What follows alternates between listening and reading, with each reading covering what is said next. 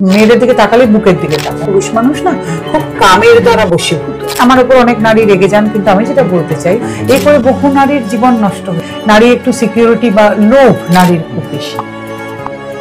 হ্যাঁ, আজকেও আমরা যদি একটু ভাবনা চিন্তা করতাম তাহলে অনেক সম্পর্ক যেমন তো বেঁচে যেত।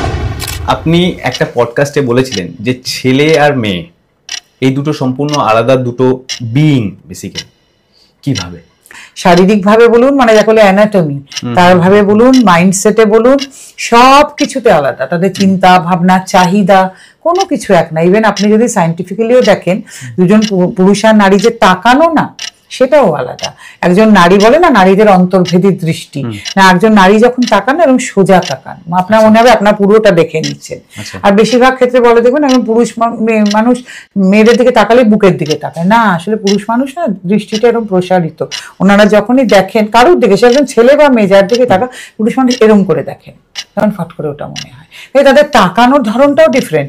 একজন নারীর দিনে কথা বলার যা কোটা 5 থেকে 6,000, একজন পুরুষের 2 থেকে 3,000। মানে কোটা ইজ ইন মানে ওয়ার্ড। ইয়েস, আপনি যে সারাদিনে কথা বলেন, আপনার যেটা কোটা, একজন নারীর সেটা কোটা অনেক বেশি। তার ফলে দেখবেন পুরুষ মানুষকে যে অফিসে যান, ওখানেই ওনাদের 3 থেকে 4,000 কোটা শেষ হয়ে যায়। বাড়ি যখন আসেন ক্লান্ত। যেই নারীরা অফিসে চাকরি বাকরি করেন তাদের তবু কিছুটা খরচা হয়, অনেকটা। বাড়ি এসে তারা তবু অল্প স্বল্প কথা বলেন, ক্লান্ত। কিন্তু যারা ধরুন বাড়িতে থাকেন তাদের তো কোটা শেষ হচ্ছে না। সারাদিন ফোনে কথা বলুন না, যাই বলুন। এবার তিনি তখন স্বামী বাড়ি আসার পরে চাইছেন আমি আরো কথা বলবো। এবার হাজবেন্ডটির তো কোটা শেষ হয়ে গেছে, তার তো আর ভাল লাগছে না। এইবার ইনি শুরু করলেন, হ্যাঁ কথা বলা শেষ করে এসছো, কার সঙ্গে ঘুরে বেড়াও, আমার সঙ্গে কথা বলার সময় নেই। আমরা যদি একটু ভাবনা চিন্তা করতাম তাহলে অনেক সম্পর্ক জানেন তো বেঁচে যেত। নারী, আমার উপর অনেক নারী রেগে যান, কিন্তু আমি যেটা বলতে চাই, পুরুষ মানুষ না বেসিক্যালি দেখবেন আগেকার দিনেও মুনি ঋষির ধ্যান ভাঙাতে অপ্সরাদের পাঠানো হতো। কেন? দেবতাদের, ছেলে দেবতাদের কেন পাঠানো হতো না?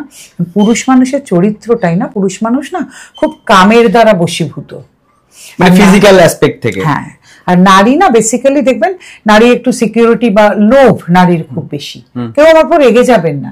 আজকে নারীর যদি অনেক জায়গায় নারীর লোভটা কন্ট্রোল করতে পারতেন না, বহু মেয়ের জীবন বেঁচে যেত। এই করে বহু নারীর জীবন নষ্ট হয়েছে প্রলোভনে পা দিয়ে। তারা কোথায় আজকেও বিবাহ পরবর্তী জীবনে একটা সময় এসে কত লোকের প্রলোভনে যে আপনারা পা দিয়ে ঘর ছাড়লেন, তারপরে যে আপনাদের কি গতি হলো কে জানে। আজ পুরুষ মানুষকে তার কাম যদি বশীভূত মানে কন্ট্রোল করতে পারতেন না, নারী তার লোভ, তাহলে জীবন পৃথিবীর চেহারাটা অন্যরকম হতো।